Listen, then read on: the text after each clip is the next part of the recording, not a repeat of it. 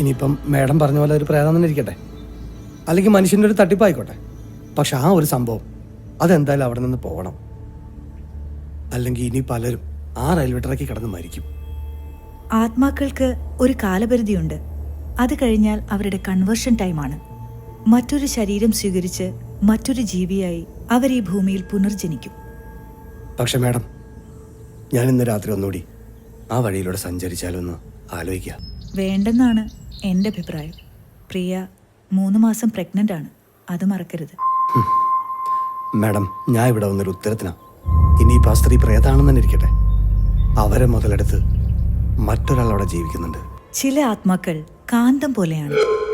കണ്ടു കഴിഞ്ഞാൽ അവരങ്ങോട്ട് ആകർഷിച്ചുകൊണ്ടേയിരിക്കും, വിളിച്ചുകൊണ്ടേയിരിക്കും, കൊണ്ടുപോകുന്നതുവരെ.